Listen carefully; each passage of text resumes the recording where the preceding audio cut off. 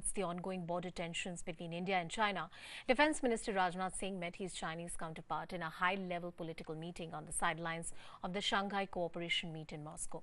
This after a request came from the Chinese side. This is the first major political contact between India and China in the last 4 months. The conversation sets the stage for what is likely to be a more substantive meeting between External Affairs Minister S Jaishankar and his counterpart on the 10th of September.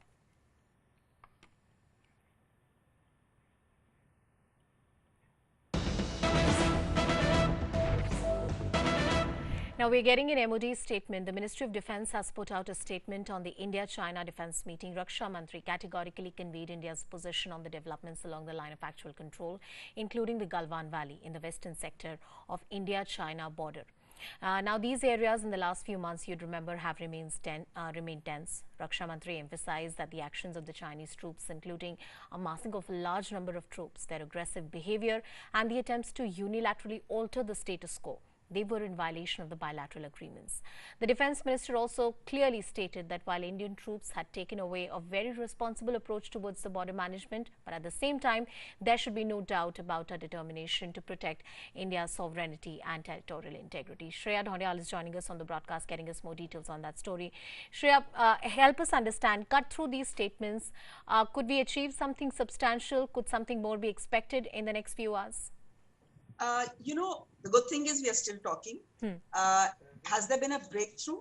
If you read through the entire statement, it's been made in bullet points. There are 4 bullet points. It's a substantially long statement because the meeting was substantially long as well. It went on for almost 2.5 hours. It's clear there's no breakthrough. But what is clear is that there is an understanding that both the Indian and the Chinese side need to continue to speak. Let me just read out one particular line that I found really interesting. I mean, most of the statement is on expected lines. India is making its position clear. It is saying it's the Chinese who have unilaterally tried to alter the status quo at the LAC. They are the ones who've been aggressive. They need to go back. The talks of disengagement need to start once again, etc. What I find interesting is, and I'm going to read that out for you, Anusha. Rajnath Singh, the Raksha Mantri, told General V, who is China's defense minister, that the current situation should be handled responsibly and that neither side should take any action that could either complicate the situation or escalate matters in the border areas. He's also conveyed that the two sides should continue the discussion, including through diplomatic and military channels, to ensure complete disengagement and de-escalation and full restoration of peace and tranquility along the LAC at the earliest. So again, as I said, no breakthrough, but India is telling China exactly what is on its mind. And this is something they have been saying for the last 4 months now, Anisha. You need to cross this quo ante. You need to go back to where you were in early April. You simply cannot walk into Indian territory and think that India will not react. The Chinese statement, however, on the other side, and it came almost 5 hours before, we issued a statement here, the MOD issued a statement here. The Chinese statement is far more belligerent.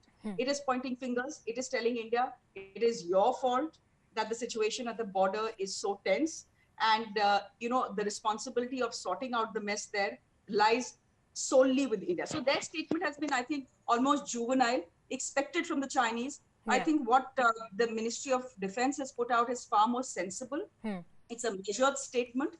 It is along expected lines, yes. But I think the key takeaway for me will be that we will continue to talk and at least some effort will be made by both sides that there is no escalation at the border right now because the situation on the border is very tense. This is one level of political engagement that has already happened. The most substantial level of political engagement will happen when S. Jaishankar, the External Affairs Minister of India, meets with his counterpart, Chinese counterpart, at the sidelines of the SCO, again in Moscow next week. So that should be interesting to watch as well. Breakthroughs in situations like this don't come with one meeting or two meetings. There will have to be multiple meetings and there will have to be diplomatic meetings. more importantly, there'll have to be political meetings as well. All right, let me take those points to Ma Siddiqui as well, who tracks the MEA, for us to get more perspective on that story. Ma, as Shreya is pointing out, it will not be a matter of one meeting or two that the standoff like this can be resolved, but clearly a political discussion and dialogue has kicked off between India and China at the top level.